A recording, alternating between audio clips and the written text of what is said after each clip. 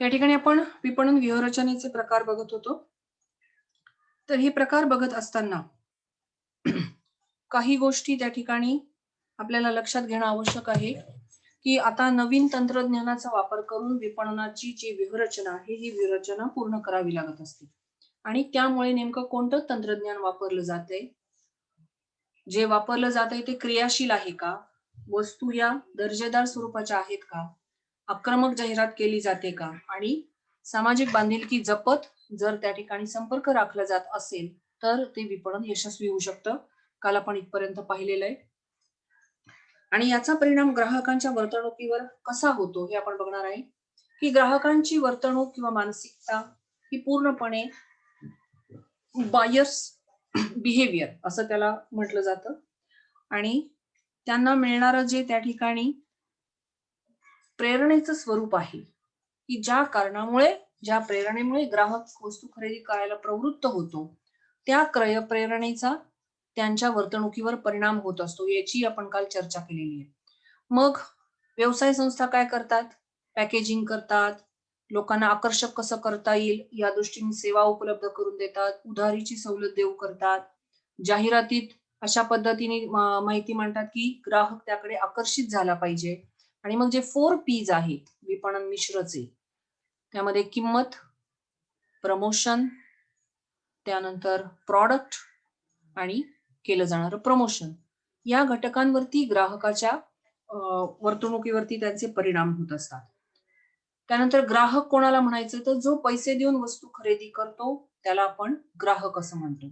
आणि त्यामुळे ग्राहकाची खरी गरज किंवा अपेक्षा गोळा करून, त्याचा विचार करून ग्राहक निर्माण करणं आणि तो टिकवून ठेवणं, हा भाग यामध्ये महत्त्वाचा होऊन बसतो.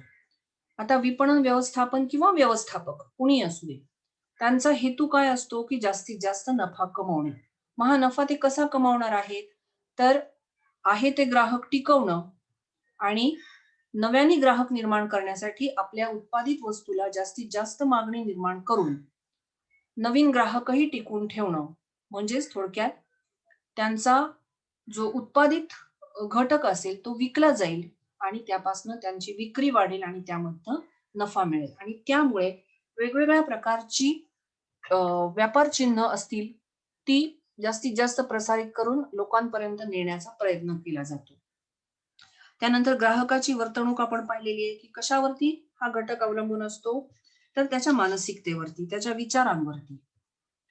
दुसरं आहे, की सामाजिक वातावरण कसं आहे? शासन धोरण कोणतं असणार आहे? राजकीय वातावरण कसं आहे? म्हणजे आजूबाजूचं जे आपण एन्व्हायर्नमेंट म्हणतो, या एन्व्हायर्नमेंट वरती त्याची संपूर्णपणे व्याप्ती अवलंबून असते. आणि केवळ एवढंच नाही, तर त्याची आर्थिक परिस्थिती किती आहे? त्याची खरेदी करण्याची इच्छा किती आहे? किंवा त्या ठिकाणी कोणत्या प्रकारचे घटक या व्याप्तीमध्ये जास्तीत जास्त आधारित राहतील, या दृष्टीने प्रयत्न करणं, हा भाग ग्राहकाच्या वर्तणूक व्याप्तीमध्ये येत असतो. ही वर्तणूक व्याप्ती करत असताना वेगवेगळ्या प्रकारचे अभ्यास झालेले आहेत. काल आपण या अभ्यासाची चर्चा केली, की विपणन व्यवस्थापकांनी काय बघायचं? तर बाजारपेठ कोणत्या प्रकारची आहे? काय खरेदी केलं जातं? का खरेदी केलं जातं? त्यानंतर रोखीने करतात का उधारीने खरेदी करतात? कोणत्या वेळेला किंवा कोणत्या सीझनला खरेदी केली जाते? त्यानंतर खरेदी नेमकी कुठल्या प्रकारच्या बाजारपेठेमध्ये केली जाते? या सगळ्या घटकांचा विचार त्यामध्ये येत असतो. आणि त्यामुळे या ग्राहकांच्या वर्तणुकीवरती परिणाम करणारे जे अभ्यास घटक आहेत किंवा ज्या प्रेरणा संकल्पना आहेत किंवा ज्याला आपण खरेदी प्रेरणा असं म्हणतो, त्यावरती वेगवेगळ्या प्रकारचे सिद्धांत सुद्धा मांडले गेलेले आहेत. त्याची आपण काल चर्चा केलेली आहे. मग यामध्ये 2 प्रकारच्या खरेदी प्रेरणांचा विचार केला जातो, की प्राथमिक म्हणजे प्रायमरी आणि सहाय्यक किंवा दुय्यम म्हणजे सेकंडरी. मग यामध्ये प्रायमरीमध्ये अन्न, वस्त्र, निवारा आणि बाकी उरलेले घटक हे सहाय्यक क्रय प्रेरणांमध्ये समाविष्ट केले जातात. आणि मग याचे जे वेगवेगळे सिद्धांत आहेत, त्यामध्ये आपण काल मॅस्लोचा सिद्धांत बघितलेला होता, की मॅस्लोचा सिद्धांत हा पिरॅमिडच्या आकाराचा आहे किंवा शिडीच्या आकाराचा आहे आणि सगळ्यात खालून वरच्या दिशेने जाणारा आहे आणि त्यामुळे 1 नंबरला त्यांनी सांगितलेलं आहे, की शारीरिक गरजा महत्त्वाच्या आहेत.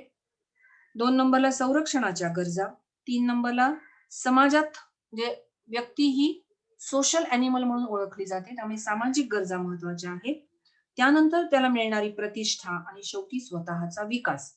या व्यतिरिक्त एम मॅस्लोच्या गरज सिद्धांत किंवा पिरॅमिडच्या सिद्धांता व्यतिरिक्त इतरही गरजा वेगवेगळ्या तज्ञांनी सांगितलेल्या आहेत. त्यामध्ये हर्स्टबर्गचा सिद्धांत आपण पाहिलेला आहे. मॅक्लेलँडचा सिद्धांत काल चर्चा केलेली आहे. मॅग्रेगॉरचा सिद्धांत सांगितलेला आहे आणि त्यामुळे या सर्व तज्ञांनी सांगितलेला आणि मॅस्लोचा जो गरजेचा सिद्धांत आहे याचा परिणाम ग्राहकाच्या वर्तणुकीवरती पडत असतो आणि त्यामुळे ग्राहकांच्या वर्तणुकीची व्याप्ती किंवा त्याचा अभ्यास करत असताना खूप मोठा एरिया त्यामध्ये कव्हर केला जातो. मग आता व्यक्ती परत्वे किंवा व्यक्ती सापेक्ष या गरजांची निश्चिती केली जाते आणि त्यानुसार ग्राहकाची वर्तणूक ठरते. कोणाला वाटेल आधी माझं घर झालं पाहिजे, कोणाला वाटेल नाही मला आधी प्रतिष्ठा मिळाली पाहिजे, कोणाला वाटेल मला त्या ठिकाणी सामाजिक कारणांसाठी खरेदी विक्री करता आली पाहिजे, कोणी म्हणेल माझी प्रतिष्ठा माझी प्रशंसा लोकांनी केली पाहिजे. म्हणजे प्रत्येकाच्या गरजांचा प्राधान्यक्रम म्हणजे मूलभूत गरजा तर आहेच, अन्न वस्त्र निवारा याच्याबद्दल काहीच प्रश्न नाही, त्यात गरजांची पूर्तता होणं आवश्यक आहे. पण संरक्षणाच्या गरजा किंवा आत्मोन्नतीच्या गरजा किंवा सामाजिक गरजा, प्रतिष्ठेच्या गरजा, हे जे वेगवेगळे प्रकार आपण पाहतो याचा क्रम हा निश्चित केलेला नसतो. हा व्यक्ती परत्वे त्या ठिकाणी ठरतो आणि त्यामुळे त्याच्याबद्दल निश्चितपणे कोणी काही सांगू शकत नाही. मग ज्यावेळेला ही खरेदी प्रेरणा विचारात घेतली जाते तेव्हा तिचं महत्वही आपल्याला समजू शकतं. या ग्राहक वर्तणूक व्याप्तीमध्ये त्याचं महत्व आलेलं आहे, की ग्राहक खरेदी करण्यास उद्युक्त व्हावेत, प्रवृत्त व्हावेत म्हणून या खरेदी प्रेरणा महत्वाच्या असतात. मग उद्योग संस्थांनी जाहिरात करावी, काही सवलती द्याव्यात, त्यांच्या वर्तणुकीचा अभ्यास करावा, कुठल्याही पद्धतीने वस्तूचा दर्जा टिकवून ठेवावा, त्याचं आकर्षक पॅकेजिंग करावं, किंमत वाजवी ठेवावी, अशा वेगवेगळ्या माध्यमातून या ठिकाणी ग्राहक त्या वस्तूकडे आकर्षित कसा होईल या दृष्टीने या ग्राहक वर्तणुकीचं महत्व आपण निश्चित सांगू शकतो. आता हे जे सिद्धांत आहेत, हे सिद्धांत तरी काय आहेत? तर ग्राहकांच्या वर्तणुकीचा, ग्राहकांच्या मानसिकतेचा अभ्यास करून निर्माण झालेले हे घटक आहेत आणि त्यामुळे त्यामध्ये सिद्धांत जेव्हा मांडले जातात त्यावेळेला काही गृहीतकं, ज्याला हायपोथेसिस असं म्हणतात, ही गृहीतकं निश्चित केलेली असतात. मग त्यामध्ये असं ते गृहीत धरतात, की ग्राहक एकसारखे आहेत, ग्राहकांची आर्थिक परिस्थिती एकसारखी आहे, ग्राहकांना कोणती गोष्ट आधी करायची, कोणती गोष्ट नंतर करायची याचा प्राधान्यक्रम ठरवता येतो. त्यानंतर बाजारपेठेतली माहिती ग्राहक घेतो किंवा वस्तूची किंमत ही योग्य असल्यामुळे त्यापासूनही त्यांना प्रेरणा मिळते. म्हणजे शक्यतो तो कमी किमतीच्या वस्तूंची खरेदी करतो आणि हे नॅचरल आहे. उगाचच विनाकारण लोकं महाग वस्तू घ्यायला जाणार नाहीत. हां, अतिश्रीमंत आता अदानी, अंबानी सारखे असतील तर ते घेतील महागातल्या वस्तू. पण आपण सर्वसामान्य ग्राहकांचा विचार करतोय आणि त्यामुळे लोकं कमी किमतीची पण त्यातल्या त्यात चांगली वस्तू खरेदी करण्याचा प्रयत्न करतात. असं एक त्या ठिकाणी गृहीत धरलं जातं.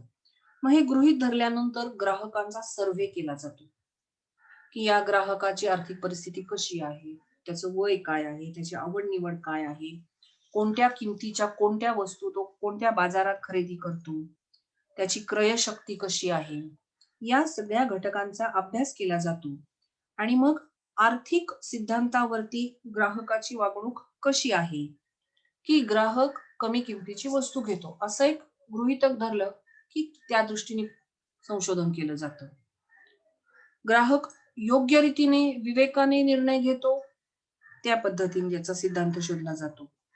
ग्राहक केवळ अमुकच एक वस्तू किंवा अमुकच एक कंपनी डोळ्यासमोर ठेवून त्याच कंपनीच्या वस्तू खरेदी करतो, असंही गृहीत धरलं जातं.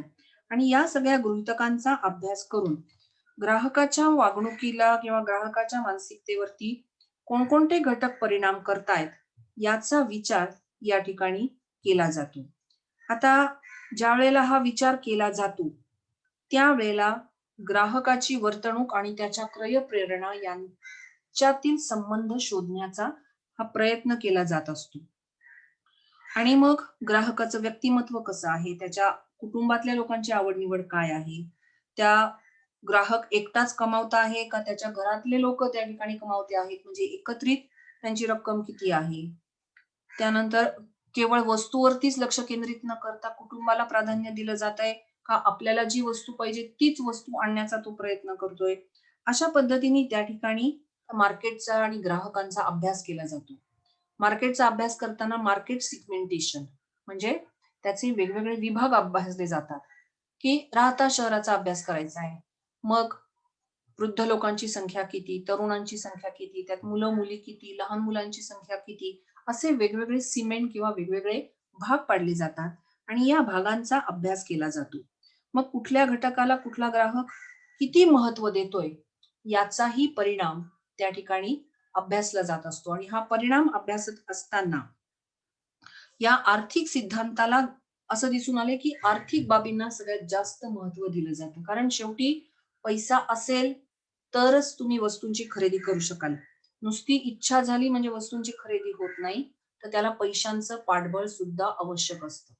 आणि त्यामुळे अशा पद्धतीने त्या ठिकाणी खरेदी ही होत असते. त्यानंतर मानसशास्त्रीय जे सिद्धांत आहेत, त्यावरतीही प्रयोग करण्यात आलेले आहेत. त्याची चिकित्सा केलेली आहे, की एखादी गोष्ट मानवाला आवडते, म्हणजे त्याच्या मनावरती काय परिणाम होतो? तो कसा वागतो? मानसिक इच्छा निर्माण झालेली आहे, त्याचं तो विवेचन करतो का? त्याचा तो विचार करतो का? आपल्या परिस्थितीचा त्याच्यावरती काही परिणाम होतो का? म्हणजे मानसशास्त्रीय सिद्धांतही त्या ठिकाणी पाहिला जातो. त्याची चिकित्सा केली जाते, त्याच्यावरती प्रयोग केले जातात, जेणेकरून ग्राहकाची मानसिकता आणि त्या मानसिकतेचा होणारा वर्तनावरती परिणाम याचं सुद्धा कुतूहल शास्त्रज्ञांना वाटलं आणि त्यांनी त्या दृष्टिकोनातून अभ्यास केला. मग यामध्ये एक उपयोजित मानसशास्त्र हाही एक उपप्रकार त्यांनी वापरला, की मानवी वर्तन नेमकं मूलभूत संकल्पनांचा अभ्यास करून त्याचा परिणाम पाहतं का? किंवा लोकांना गरज निर्माण झाल्यानंतर मग वैशिष्ट्यपूर्ण वस्तूंची खरेदी केली जाते किंवा ग्राहकांची पसंती कशी असेल, ती वस्तू लोकांना कशी आवडेल आणि लोकांकडून किंवा ग्राहकाकडून त्याची मागणी कशी वाढेल या दृष्टीने प्रयत्न केले जातात. आणि मग अशा वेळेला जे कंझ्युमर मूव्हमेंट आहे, ग्राहक चळवळ, त्याच्यातूनच ही उपयोजित मानसशास्त्राची संकल्पना प्रत्यक्ष अस्तित्वात आलेली दिसते. म्हणजे ग्राहकाच्या वर्तणुकीचा अभ्यास करत असताना हे जे मोटिव्हेशन आहे किंवा ज्याला आपण प्रेरणा असं म्हणतो, या प्रेरणेचा सगळ्यात जास्त महत्वाचा हिस्सा आहे. त्यानंतर मग वस्तूची प्रतिमा म्हणजे इमेज, त्यानंतर त्याचा सिम्बॉल, त्यानंतर मग त्यांची सामाजिक आणि सांस्कृतिक वागणूक, त्यांचा अर्थ, त्यावरती होणारे परिणाम, या सगळ्या घटकांचा त्या ठिकाणी निश्चितपणे प्रभाव पडत असतो. कारण ग्राहक म्हणजे काय आहेत? समाजाचे घटक आहेत, स्त्री आणि पुरुष. या प्रत्येकाची मानसिकता वेगळी आहे. या प्रत्येकातला वस्तूची प्रतिमा त्यांच्या मानसिकतेवरती वेगळ्या पद्धतीने परिणाम करत असते.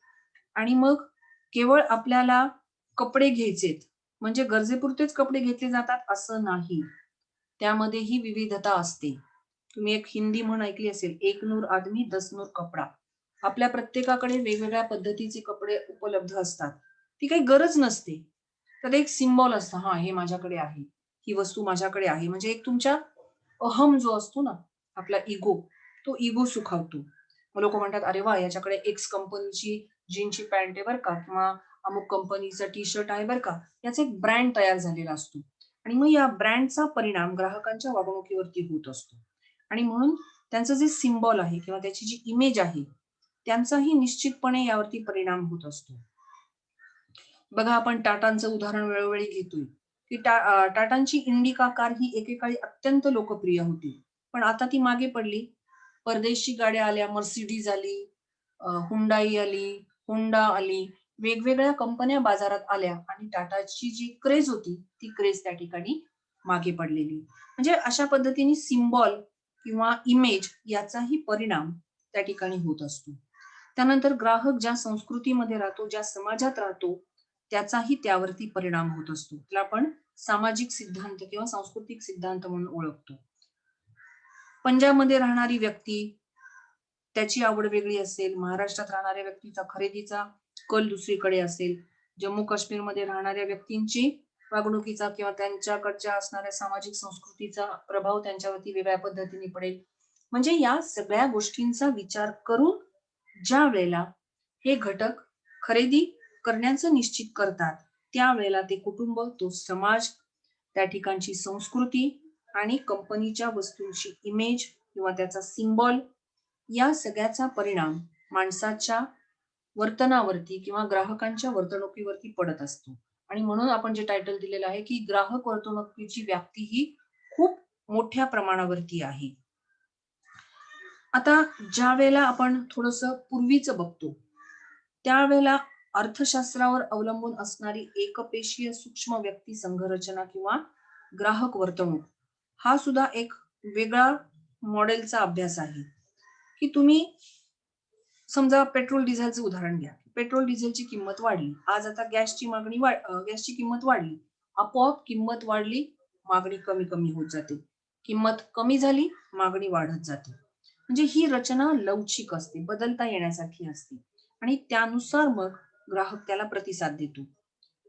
मग काही लोकांचं वेगळ्या विषयाचं ज्ञान असतं, काही लोकांचं अतिशय खोल ज्ञान असतं त्या बाबतीत, काही लोकांचं वरवरचं ज्ञान असतं आणि मग आपल्याला कोणता घटक रुचिपूर्ण वाटेल, आपली मानसिकता काय सांगते, आपलं ज्ञान काय सांगतं, यावरनं, या वर्तणुकीतनं मानसिकतेवरच्या परिणामांचा अभ्यास केला जात असतो. म्हणजे त्या वस्तूचं उत्पादन, त्याची किंमत, त्याच्या प्रमोशनच्या योजना, कोणत्या प्रकारची बाजारपेठ आहे, या सगळ्या घटकांचा विचार किंवा परिणाम हा ग्राहकाच्या वर्तणुकीवर होत असतो.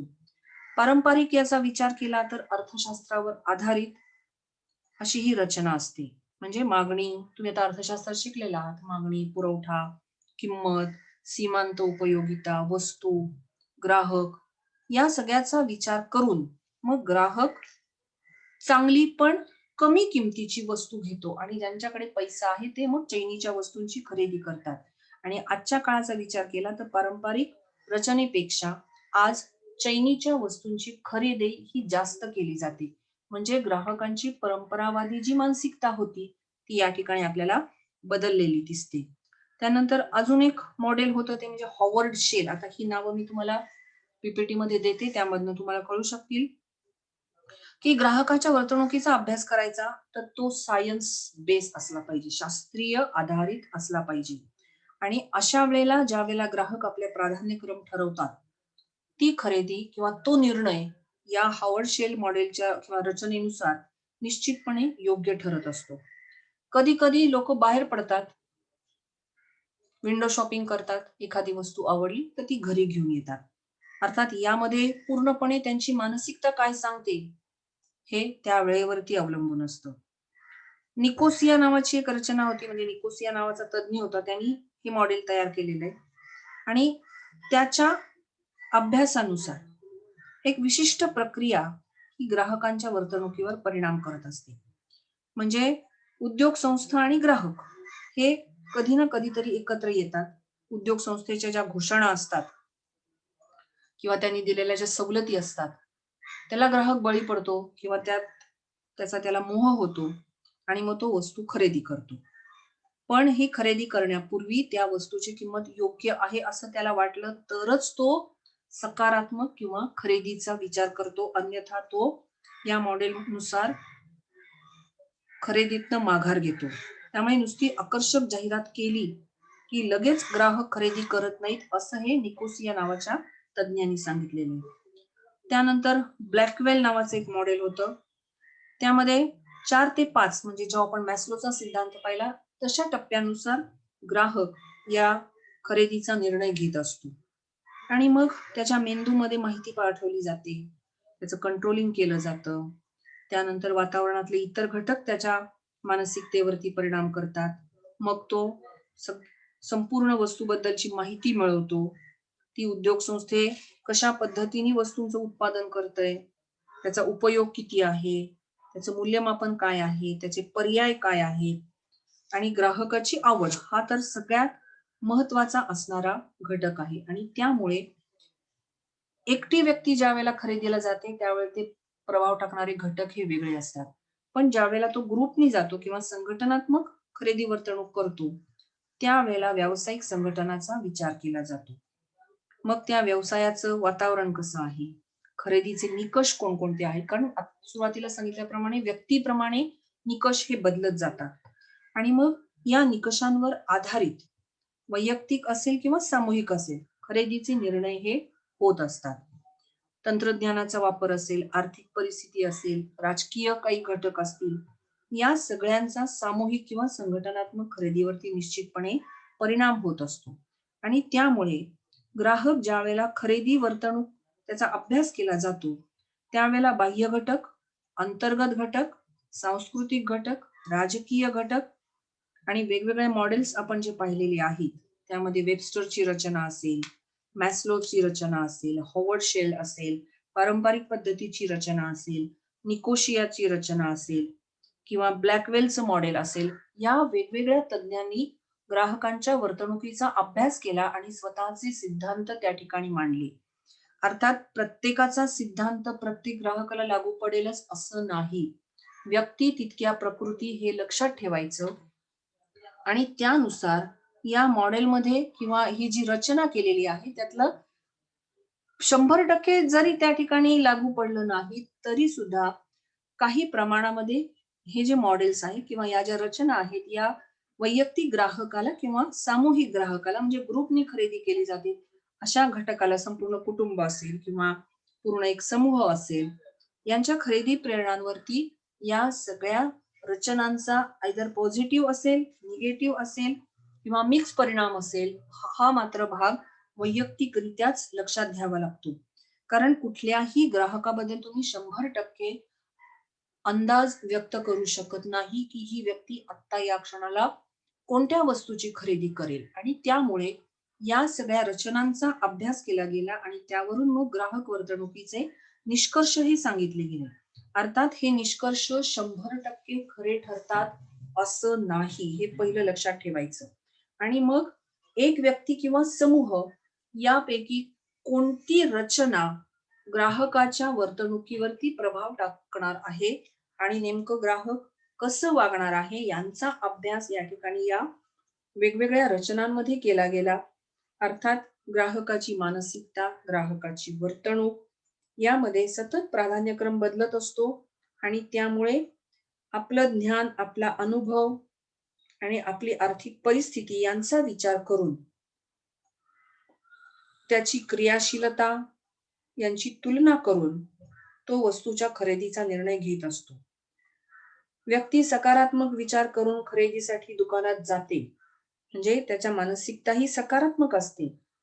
पण तिथं असणारं उत्पादन, त्याची किंमत किंवा बाजारात असणारी परिस्थिती, इतरांचे अनुभव, अशा सगळ्या घटकांचा सुद्धा त्याच्या वर्तणुकीवर परिणाम होतो. मानसिकतेशी ही गोष्ट संबंधित असते आणि त्यामुळे ही मानसिकता अस्थिर होऊ शकते किंवा या मानसिकतेचं त्या ठिकाणी आपण निश्चित स्वरूप सांगू शकत नाही. आणि त्यामुळे या ज्या रचना आहेत, पारंपरिक रचनेमध्ये वेगळा सिद्धांत आहेत, हॉवर्ड शेलच्या याच्यात वेगळे सिद्धांत मांडलेले आहेत, निकोसिया रचनेमध्ये वेगवेगळे सिद्धांत मांडलेले आहेत किंवा कोलार ब्लॅकवेलच्या मॉडेलची रचना वेगळी आहे, वेबस्टरची रचना वेगळी आहे आणि त्यामुळे वैयक्तिक आणि सामूहिक पातळीवरती घेतले जाणारे निर्णय हे अशा पद्धतीने वेगवेगळे ठरू शकतात.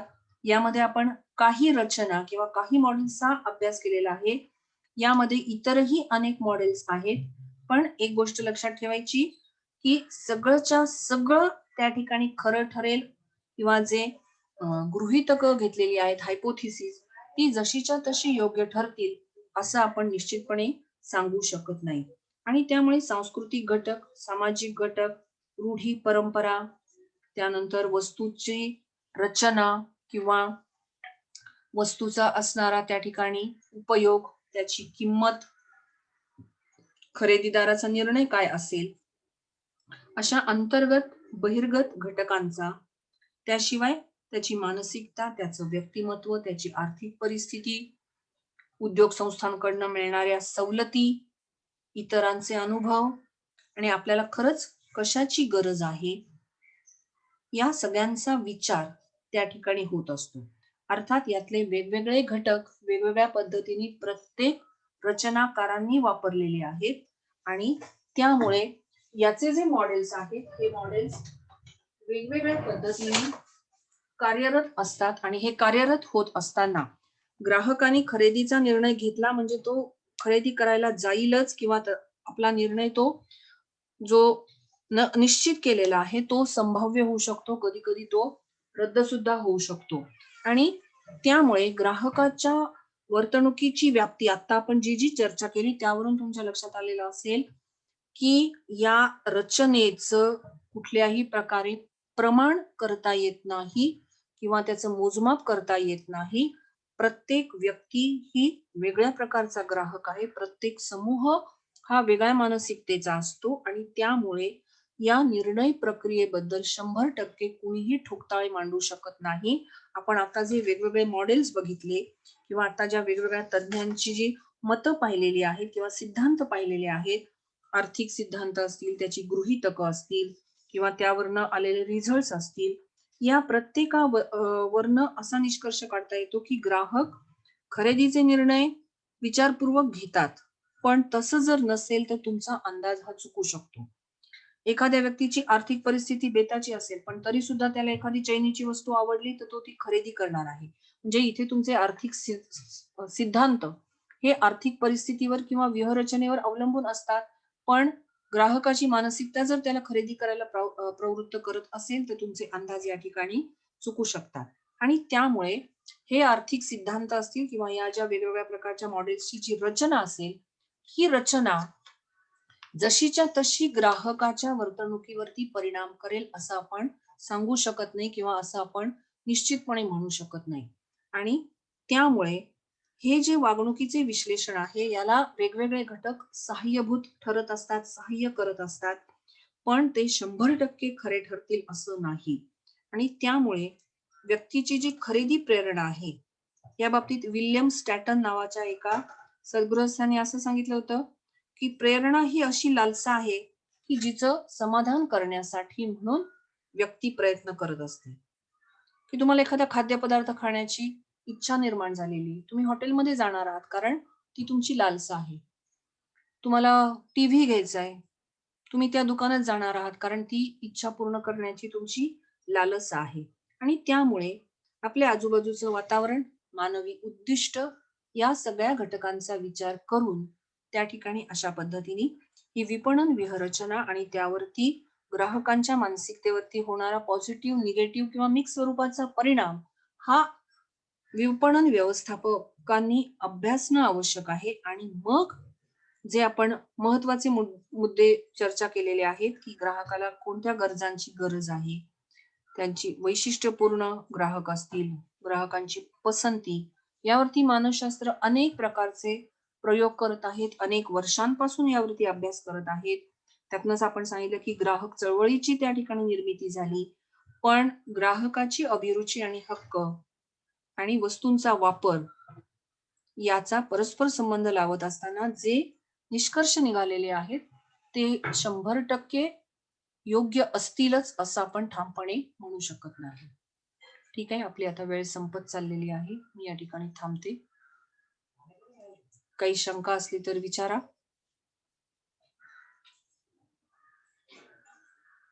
बोला.